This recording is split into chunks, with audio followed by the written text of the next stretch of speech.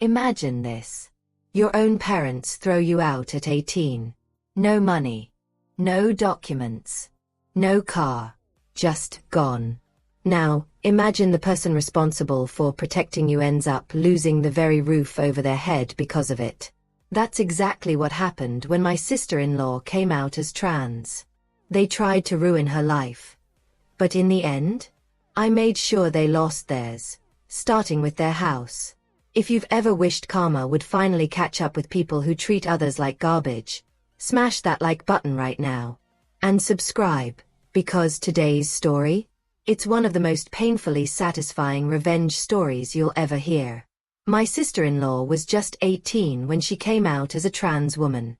It should have been a moment of honesty, of bravery, of stepping into her truth. But for my in-laws, it was an excuse for cruelty. They didn't argue. They didn't sit down to talk. No, they kicked her out on the spot. 8 o'clock at night. No warning. No bags. No cash. No documents. Her father even snatched her car keys straight from her hand before shoving her out the door. She walked 8 miles in the dark, sobbing, before she made it to our place. I'll never forget the sound of her crying when we opened the door. My husband and I pulled her inside and promised her she was safe now. But deep down, I knew I wasn't just angry. I was burning. Now, kicking her out was already unforgivable. But they didn't stop there. They doubled down. When she tried to get her documents back, they stonewalled. My husband's brother eventually had to barge into their house and physically take them. But the worst part. She had been saving since she was 15. She worked part-time jobs through all of high school and managed to put away $8,000 in a joint account her parents had set up.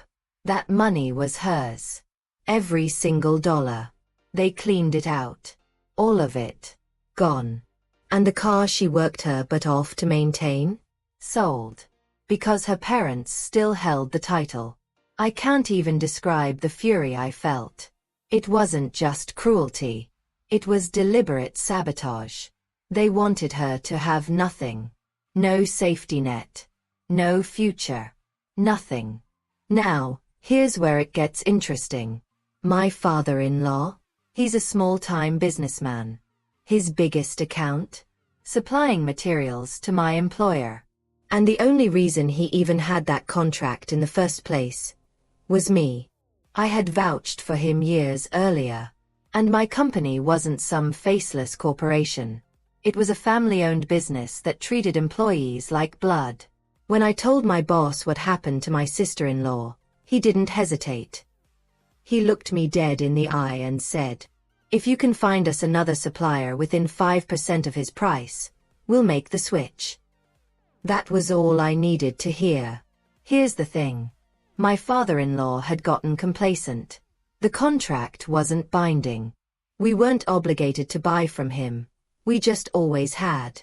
He thought that meant he was untouchable. So, I started searching. Every night after work. Every weekend. I combed through supplier lists, made endless calls, read contracts until my eyes blurred. It wasn't even part of my job. But I treated it like a mission. 6 months. That's how long it took.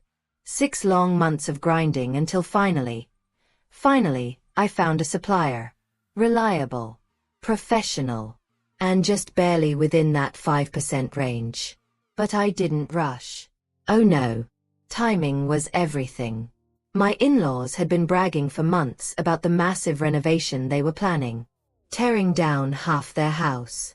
Expanding, modernizing, making it their forever home. I waited. I let them tear into the walls. I let them rip apart the foundation. I let them commit every last cent they had to a dream they thought was guaranteed. And then, with their house literally half destroyed, I told my boss.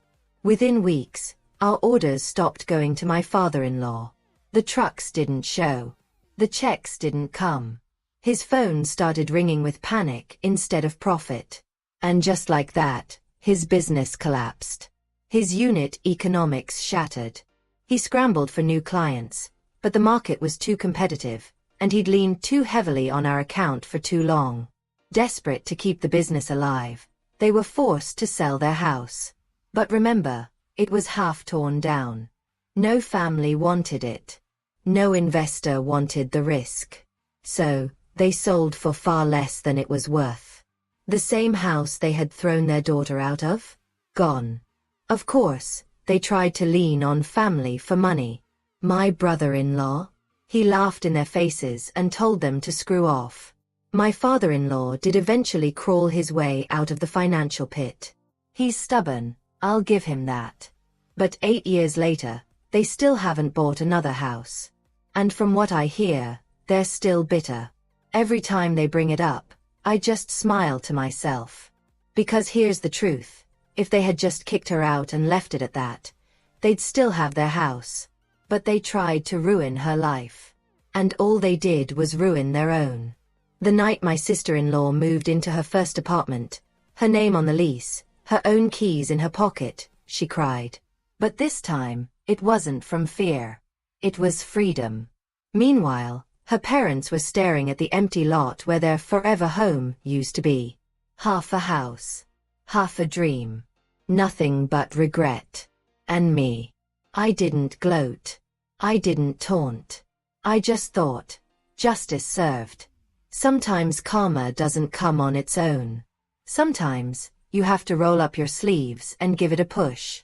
And when people try to destroy someone innocent, there's nothing more satisfying than watching them choke on the consequences. So, what do you think? Did they get what they deserved? Let me know in the comments below. And if this story gave you chills, smash that like button and subscribe for more stories just like this. Because sometimes, revenge really is the best justice.